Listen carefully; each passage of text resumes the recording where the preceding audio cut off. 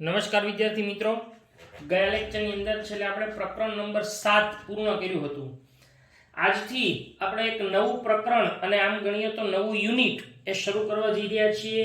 ધોરણ 11 નું unit number 1, જેની અંદર પહેલું પ્રકરણ છે સજીવો વિશ્વ. તો આપણે શરૂઆત કરીએ પ્રકરણ નંબર 1 થી, જેનું નામ છે સજીવો વિશ્વ.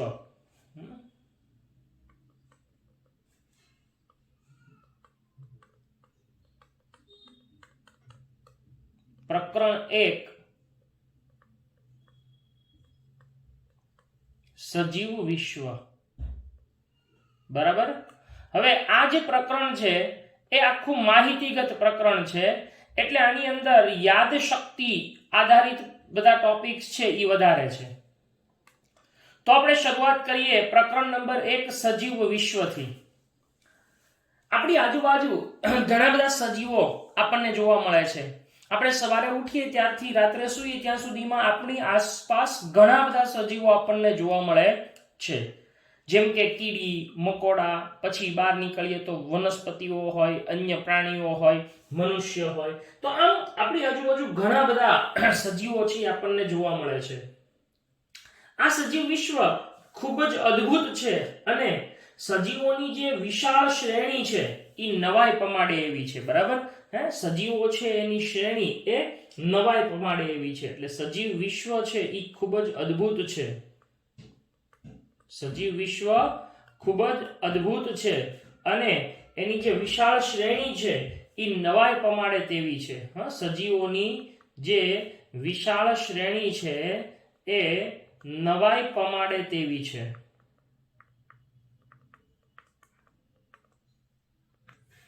હવે આ જે સજીવ વિશ્વ છે એની અંદર મુખ્યત્વે તમે જુઓ તો સજીવો છે એના ઉત્તમ સર્વોત્તમ કુદરતી જે નિવાસ સ્થાનો જેને આપણે ગણીએ છીએ એવા કુદરતી નિવાસ સ્થાનો જો આપણે ચર્ચા કરીએ તો કયા કયા જોવા મળે છે? તો કે જેમ કે ઠંડાગાર પર્વતો હોય. બરાબર છે, એકદમ ઠંડા પર્વતો. ત્યાર પછી પાનખર ના જંગલો જેને પર્ણપ્રપાતી જંગલો કહેવાય, મહાસાગરો, મીઠા પાણીના જળાશયો, રણ અથવા તો ગરમ પાણીના જળાશયો કે ગરમ પાણીના ઝરા જેની અંદર સજીવો જોવા મળે છે, જે આપણને આશ્ચર્ય પમાડે છે, અવાક પમાડે છે. સ્વાભાવિક છે કે આપણી આજુબાજુ જે સજીવો છે એ અલગ અલગ નિવાસ સ્થાનોમાં જોવા મળે છે. હવે એવા કુદરતી નિવાસ સ્થાનો કયા કયા? તો તમે જુઓ તો એવા નિવાસ સ્થાનોની અંદર મુખ્યત્વે કે જ્યાં સજીવો જોવા મળે તો ઠંડામાં ઠંડો પ્રદેશ એટલે કે ઠંડાગાર પર્વતો, ધ્રુવ પ્રદેશના બરફ આચ્છાદિત પર્વતો છે ત્યાં આગળ આવા ઠંડાગાર પર્વતો ઉપર વસવાટ કરે છે સજીવો. તો પાનખર જંગલોની અંદર પણ વસવાટ કરે છે. પાનખર જંગલોમાં વસવાટ દર્શાવે છે. તો કેટલાક સજીવો છે એ મહાસાગરોની અંદર વસવાટ દર્શાવે છે. મોટી મોટી માછલીઓ અને મોટા જે જળચર પ્રાણીઓ છે એ મહાસાગરોની અંદર વસવાટ દર્શાવે છે. તો કેટલાક છે એ મીઠા પાણીના જળાશયોમાં વસવાટ દર્શાવે છે. મીઠા પાણીના જળાશયોમાં વસવાટ દર્શાવે છે. તો કેટલાક સજીવો છે એ રણ અથવા ગરમ પાણીના ઝરામાં જોવા મળે છે.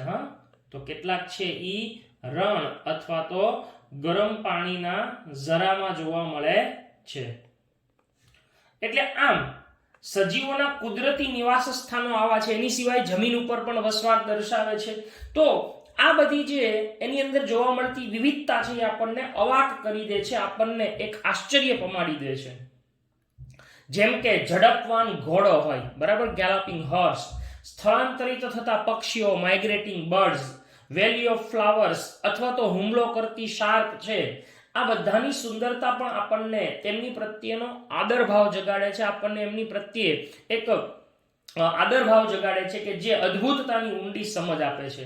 એટલે આવા ઝડપવાન ઘોડો હોય અથવા તો આપણે અહીંયા ઉદાહરણો લખતા જઈએ છીએ. ઝડપવાન ઘોડો અથવા ઝડપવાન ઘોડો હોય, સ્થળાંતરિત થતા પક્ષીઓ હોય, સ્થળાંતરિત થતા પક્ષીઓ, અથવા તો valley of flowers, valley of flowers હોય, કે હુમલો કરતી શાર્ક હોય, એટેકિંગ, બરાબર, શાર્ક, માછલી. આ બધા છે એ આપણને આશ્ચર્ય પમાડી દે તેવા અને એની અદ્ભુતતાની ઊંડી સમજ આપે એવા છે. હવે આપણી આજુબાજુ જે વસ્તીના સભ્યો છે એની વચ્ચેનો અને સમુદાયની વસ્તી વચ્ચેનો જે પરિસ્થિતિકીય સંઘર્ષ છે, એ સંઘર્ષ કે સહકાર, એવી જ રીતે આપણા કોષોની અંદર જે રહેલી આણવીય ભરચકતા પણ આપણને વિચારતા કરી મૂકે એમ છે કે વાસ્તવમાં જીવન શું છે. આપણી આજુબાજુ આપણી સાથે ઘણા બધા સજીવો વસવાટ દર્શાવે છે, તો આ સજીવો સાથેની આપણો સંઘર્ષ અથવા તો એનો સહકાર, બરાબર, બે જ વસ્તુ થાય, કાં તો સંઘર્ષ થાય અથવા તો સહકાર મળે. તો વસ્તીના સભ્યો વચ્ચેનો અને સમુદાયની વસ્તી વચ્ચેનો જે પરિસ્થિતિકીય સંઘર્ષ કે સહકાર અને એવી જ રીતે કોષની અંદર રહેલી આણવીય ભરચકતા છે, એ પણ આપણને વિચારતા કરી મૂકે છે કે સજીવ શું છે, વાસ્તવિકમાં જીવન શું છે. હવે જીવન શું છે એ પ્રશ્ન એ ખરેખર બે ગર્ભિત પ્રશ્નો ધરાવે છે. એટલે જીવન શું છે એના બે ગર્ભિત પ્રશ્નો છે. જીવન શું છે, બરાબર, એ બે ગર્ભિત પ્રશ્નો ધરાવે છે. એના બે ગર્ભિત પ્રશ્નો, બે ગર્ભિત પ્રશ્નો. અચ્છા, કયા કયા બે ગર્ભિત પ્રશ્નો છે? તો કે એના બે ગર્ભિત પ્રશ્નોની અંદર પ્રશ્ન નંબર 1 કે જે પ્રૌદ્યોગિક એટલે કે તકનીકીને લગતો છે, બરાબર. આ કેવો છે? પ્રૌદ્યોગિક એટલે કે તકનીકીને લગતો.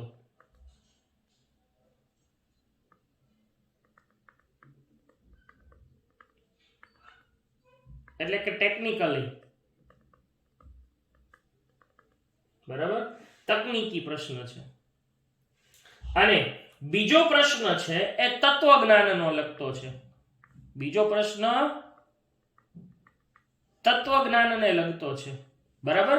તો આમ બે પ્રશ્નો છે, એક પ્રૌદ્યોગિકીને લગતો એટલે કે તકનીકીને લગતો, અને બીજો છે એ તત્વજ્ઞાનને લગતો. એમાંનો જે પહેલો પ્રશ્ન છે જેને આપણે વધારે ચર્ચા કરશું કે તકનીકીને લગતો, કે જે નિર્જીવની વિરુદ્ધમાં સજીવ શું છે એનો જવાબ માંગે છે. જો આ શેનો જવાબ માંગે છે કે નિર્જીવની વિરુદ્ધમાં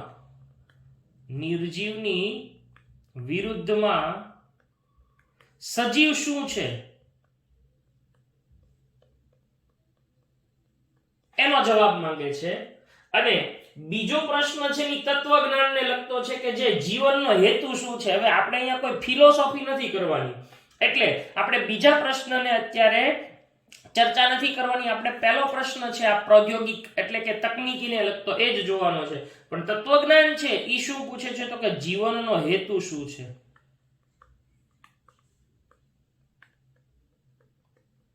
જીવનનો હેતુ શું છે એવો પ્રશ્ન પૂછે, એનો જવાબ માંગે છે.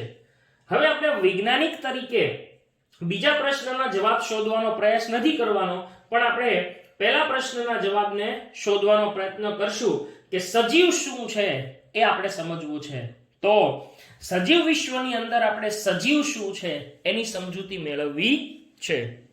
તો હવે આપણે જોઈએ કે સજીવ શું છે એની ચર્ચા કરીએ. અહીંયા જે બોર્ડ વર્ક આવે છે એ બધું જ તમારે એક બુકની અંદર લખતા જવું, જેથી તમે સરળતાથી જ્યારે આપણે એક્ઝામ આપવાની હોય ત્યારે ટૂંકમાં એની તૈયારી કરી શકો. સજીવ વિશ્વ ખૂબ જ અદ્ભુત છે અને સજીવોના પ્રકારોની વિશાળ શ્રેણી આપણને નવાઈ પમાડે તેવી છે. સજીવોના સર્વોત્તમ કુદરતી નિવાસ સ્થાનો જેવા કે ઠંડાગાર પર્વતો હોય, પાનખર જંગલો એટલે કે પર્ણપ્રપાતી જંગલો હોય, મહાસાગરો હોય, મીઠા પાણીના જળાશયો હોય, રણ હોય કે ગરમ પાણીના ઝરા હોય, કે જેની અંદર સજીવો જોવા મળે એ આપણને અવાક કરી દે છે, એટલે કે આપણને આશ્ચર્ય પ્રમાણે છે. હવે ઝડપવાન ઘોડો ઉદાહરણ આપણે આપ્યા હતા એવા ઝડપવાન ઘોડો અથવા તો સ્થળાંતરિત થતા પક્ષીઓ કે વેલી ઓફ ફ્લાવર્સ, બરાબર, સ્થળાંતરિત થતા પક્ષીઓ, ઝડપવાન ઘોડો, સ્થળાંતરિત થતા પક્ષીઓ, વેલી ઓફ ફ્લાવર્સ કે હુમલો કરતી જે શાર્ક છે એ બધાની સુંદરતા આપણને એમની પ્રત્યે આદરભાવ જગાડે છે અને અદ્ભુતતાની ઊંડી સમજ આપે છે. વસ્તીના સભ્યો વચ્ચેનો અને સમુદાયની વસ્તી વચ્ચેનો પરિસ્થિતિકીય સંઘર્ષ કે સહકાર, બરાબર, કાં તો કોમ્પિટિશન થાય અથવા તો કોઓર્ડિનેશન થાય, સંઘર્ષ કે સહકાર, તથા એવી જ રીતે આપણા કોષોની અંદર રહેલી જે આણ્વિક ભરચકતા છે એ પણ આપણને વિચારતા કરી મૂકે કે વાસ્તવમાં જીવન શું છે.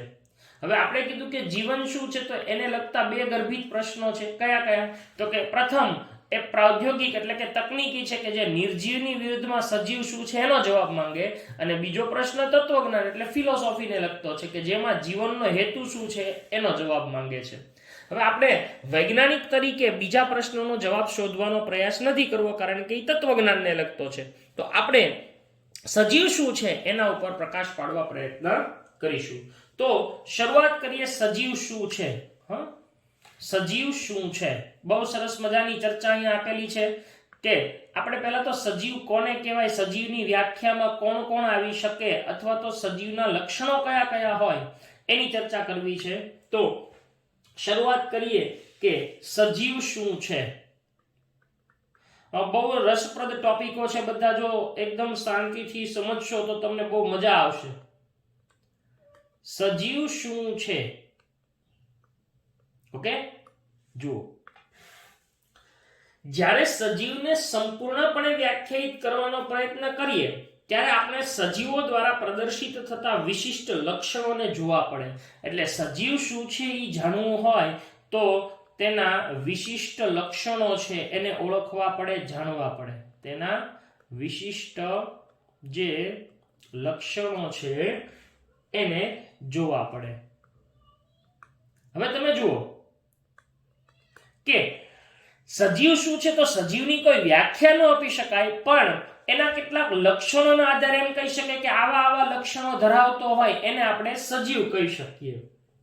તો એવા લક્ષણો કયા કયા કે જેને આપણે સજીવની અંદર સમાવી શકીએ? તો કે એવા લક્ષણો કે જેની અંદર એક તો એની વૃદ્ધિ થતી હોય, બરાબર છે, બીજું કે એ પ્રજનન કરી શકતો હોય એટલે કે પ્રજનન દર્શાવતો હોય, ત્રીજું એની પર્યાવરણ પ્રત્યેની સભાનતા હોય, સજાગ હોય, પર્યાવરણ પ્રત્યે સભાનતા જોવા મળે તો એને આપણે સજીવ કહી શકીએ. અને ચોક્કસ પ્રતિક્રિયા, સભાનતા અને ચોક્કસ પ્રતિક્રિયા એટલે કે જેને આપણે પ્રતિચાર કહીએ, રિસ્પોન્સ અને પ્રતિક્રિયા, બરાબર છે. આ સજીવના અજોડ લક્ષણ તરીકે ત્વરિત જ યાદ અપાવી શકે. એટલે આવા આવા લક્ષણો ધરાવતો હોય તેને આપણે સજીવ કહી શકીએ કે જે વૃદ્ધિ પામતો હોય, પ્રજનન, પર્યાવરણ પ્રત્યે સભાનતા દર્શાવે અને સામે ચોક્કસ પ્રતિક્રિયા આપતો હોય, બરાબર. જેમ કે તમારી ઉપર એકદમ સૂર્યપ્રકાશ પડે તો તરત જ આંખ ઉપર પડે તો આંખ આપણે બંધ કરીએ છીએ, એક પ્રતિક્રિયા છે. તો આમ પર્યાવરણ પ્રત્યે આપણે સભાન પણ છીએ અને પ્રતિક્રિયા પણ દર્શાવીએ છીએ, તો આપણે સજીવની વ્યાખ્યામાં આવી શકીએ, બરાબર. આ ઉપરાંત એની અંદર બીજા પણ કેટલાક લક્ષણો આપણે ઉમેરી શકીએ. તો આવા લક્ષણો કયા કયા આપણે ઉમેરી શકીએ? તો કે આવા લક્ષણોની અંદર મુખ્યત્વે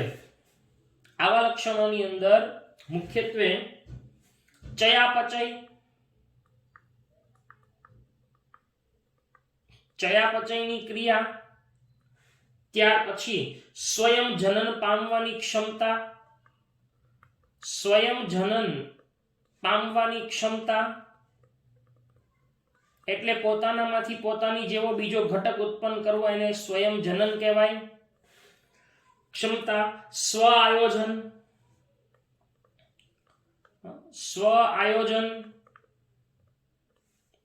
તેમજ પરસ્પર આકર્ષણ અને એકબીજા ઉપર પ્રભાવ. પરસ્પર આકર્ષણ અને એકબીજા ઉપર પ્રભાવ. આટલી બાબતો છે, આવા લક્ષણો જો જોવા મળે તો આપણે કહી શકીએ કે એ સજીવના લક્ષણો છે. બરાબર, કે જેની અંદર આવા બધા જ લક્ષણો જોવા મળતા હોય તો એને આપણે સજીવની વ્યાખ્યામાં લઈ શકીએ છીએ. તો હવે આપણે જોઈએ કે આ સજીવ છે એની અંદર જે કઈ લક્ષણો છે તો એ બધા જ છે એને આપણે સજીવની વ્યાખ્યામાં લઈ શકીએ ખરા? તો શરૂઆત આપણે કરવાની છે વૃદ્ધિથી, કે વૃદ્ધિ એટલે શું. બરાબર, તો જો આપણે જે કઈ ચર્ચા કરી એને પહેલા જોતા જઈએ. સજીવ શું છે? આપણે એ જ પ્રશ્નનો જવાબ મેળવવાનો છે કે જ્યારે સજીવને સંપૂર્ણ રીતે વ્યાખ્યાયિત કરવાનો પ્રયત્ન કરીએ ત્યારે આપણે સજીવ દ્વારા પ્રદર્શિત થતા વિશિષ્ટ લક્ષણોને પરંપરાગત રીતે જોવા પડે. કયા કયા લક્ષણો જે આપણે ચર્ચા કરી ગયા, લિસ્ટ બનાવ્યું: વૃદ્ધિ, પ્રજનન, પર્યાવરણ પ્રત્યેની સભાનતા અને ચોક્કસ પ્રતિક્રિયા સજીવોના અજોડ લક્ષણો તરીકેની ત્વરિત યાદ અપાવે છે. કે આવા 4 લક્ષણો આમ તો જોઈએ તો આમ 3 લક્ષણો તો એ સજીવના લક્ષણ તરીકે આપણને યાદ અપાવે. એ ઉપરાંત એની અંદર ચયાપચય, સ્વયંજનન પામવાની ક્ષમતા, સ્વ આયોજન, પરસ્પર આકર્ષણ અને એકબીજા પર પ્રભાવ જેવા થોડાક વધુ લક્ષણોને પણ આ યાદીમાં આપણે ઉમેરો કરી શકીએ છીએ. અહીંયા યાદી આવશે. બરાબર છે, આ યાદીમાં આપણે ઉમેરો કરી શકીએ છીએ. તો આવા લક્ષણો પૈકી સૌથી પહેલા આપણે જોવાનું છે એ છે વૃદ્ધિ. બરાબર, ચલો, વૃદ્ધિ એક લક્ષણ તરીકે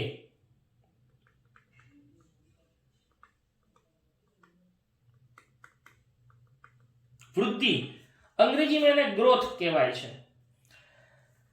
તમે જાણો છો એમ બધા જ સજીવો વૃદ્ધિ પામે છે. જે સજીવ છે ને બધા જ વૃદ્ધિ પામે છે. વૃદ્ધિ એટલે શું? આપણી સાથે ઘણી વખત વૃદ્ધિ અને વિકાસ એવા બે શબ્દો આપણે લઈએ છીએ, એમ ઘણા એમ સમજે કે બે હરખું જ છે, પરંતુ બંનેમાં એક પાતળી ભેદ રેખા છે. વૃદ્ધિ એટલે કદ અને સંખ્યામાં થતો વધારો, એ વૃદ્ધિના પૂરક લક્ષણો છે. કદમાં વધારો થાય અથવા સંખ્યામાં વધારો થાય એને વૃદ્ધિ કહેવાય. બહુકોષી સજીવો હોય તો એક કોષ વિભાજનથી વૃદ્ધિ પામે, એના શરીરમાં કોષની સંખ્યા વધે એટલે એના કદમાં વધારો થાય, કદમાં વધારો થાય એને આપણે વૃદ્ધિ કહીએ છીએ. એવી જ રીતે વનસ્પતિઓમાં પણ વૃદ્ધિ છે એ કોષ વિભાજન દ્વારા પણ જીવન પર્યંત થાય. હવે જો બહુ મહત્વની વાત છે, વનસ્પતિમાં વૃદ્ધિ જીવન પર્યંત થાય, જ્યારે પ્રાણીઓમાં વૃદ્ધિ ફક્ત ચોક્કસ ઉંમર સુધી જ જોવા મળે છે. આ પણ એની વચ્ચેની એક ભેદ રેખા છે. તો વૃદ્ધિ એટલે શું? તો કે કદ અને સંખ્યામાં થતો વધારો. કદ અને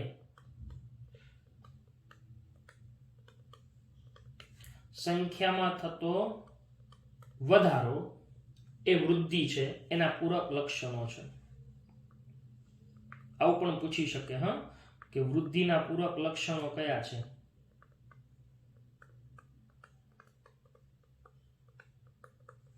એ વૃદ્ધિના પૂરક લક્ષણો છે. બહુકોષી સજીવો કોષ વિભાજનથી વૃદ્ધિ પામે છે. બહુકોષી સજીવો એ કોષ વિભાજનથી વૃદ્ધિ પામે છે.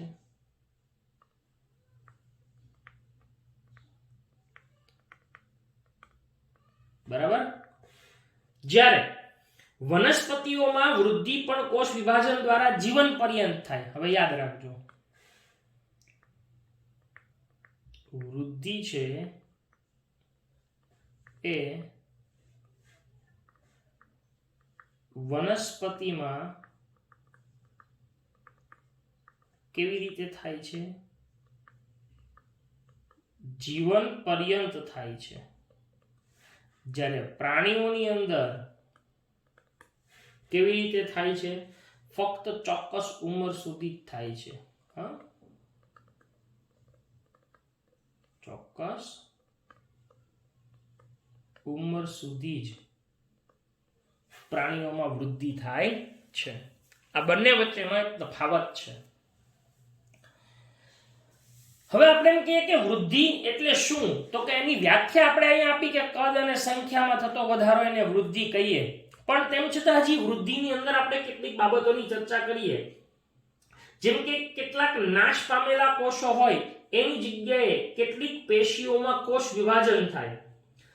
એક કોષી સજીવો પણ, અહીં આપણે બહુકોષીની જ વાત કરી, તો એક કોષી સજીવો પણ કોષ વિભાજનથી જ વૃદ્ધિ પામે છે.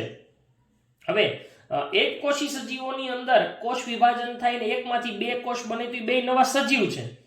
એટલે એક કોષી સજીવોની અંદર જે કોષ વિભાજન છે એક પ્રકારે પ્રજનન પણ ગણવામાં આવે છે, જેની આપણે આની પછીના ટોપિકમાં ચર્ચા કરવાની જ છે. તો એક કોષી સજીવો છે એ પણ કોષ વિભાજનથી જ વૃદ્ધિ પામે છે. માઇક્રોસ્કોપની અંદર કોષોની સંખ્યા છે એની સરળ ગણતરી દ્વારા આપણે ઇન વિટ્રો એટલે કે કૃત્રિમ સંવર્ધનની અંદર એનું સહેલાઈથી અવલોકન કરી શકીએ છીએ. હવે આપણે વૃદ્ધિની અંદર બહુ મજાની વાત કેટલીક આપણે કહેવાય ને કે ડિસ્કશન કરવાની છે, ડિબેટ કરવાની છે કે વૃદ્ધિ છે એને લક્ષણ તરીકે ગણી શકીએ કે નહીં. તો ઉચ્ચ કક્ષાના પ્રાણીઓ અને વનસ્પતિઓની અંદર મહદઅંશે વૃદ્ધિ અને પ્રજનન અને પરસ્પર નિવારક ઘટનાઓ છે. ખાસ યાદ રાખજો, શું? વૃદ્ધિ અને પ્રજનન પરસ્પર નિવારક ઘટનાઓ છે. વૃદ્ધિ અને પ્રજનન પરસ્પર નિવારક ઘટનાઓ છે. શરીરના કદમાં થતો વધારો એને આપણે વૃદ્ધિ તરીકે ગણીએ છીએ. પણ જો કદમાં થતા વધારાને વૃદ્ધિ તરીકે ગણીએ તો નિર્જીવ વસ્તુઓ પણ એની વ્યાખ્યામાં આવે. અહીંથી જ તે ખાસ ચર્ચા શરૂ થાય છે. જો શું કહીએ છીએ આપણે કે શરીરના કદમાં વધારો એટલે વૃદ્ધિ ગણીએ. શરીરના કદમાં વધારો એટલે વૃદ્ધિ એમ ગણીએ તો નિર્જીવ વસ્તુઓ પણ તેની વ્યાખ્યામાં આવે.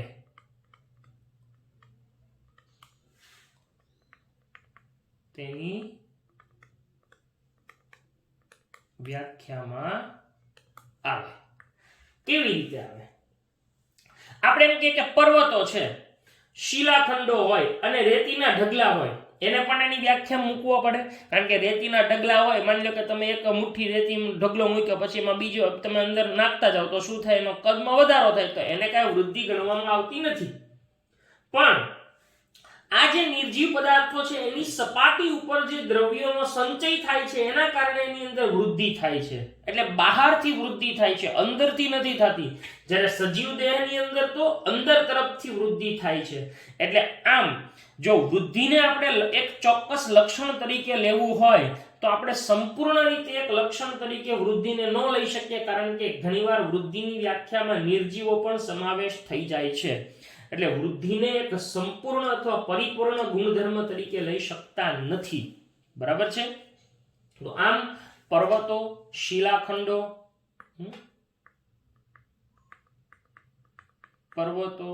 અથવા તો શિલાખંડો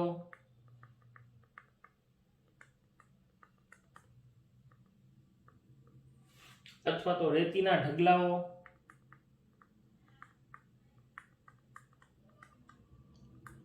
બરાબર છે, પણ વૃદ્ધિની વ્યાખ્યામાં મૂકવા પડે. વૃદ્ધિની વ્યાખ્યામાં મૂકવા પડે. એટલે યાદ રાખજો કે આ પ્રકારની જે વૃદ્ધિ છે એ તેમની સપાટી પર થતા દ્રવ્યોના સંચય દ્વારા થાય છે. આ વૃદ્ધિ એ સપાટી ઉપર સંચય દ્રવ્યોના સંચય દ્વારા થાય છે.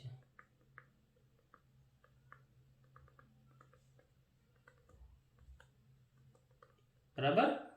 એ સંચય દ્વારા થાય છે. જ્યારે સજીવો છે ને એની અંદર આ બાબત યાદ રાખશું કે સજીવોની અંદર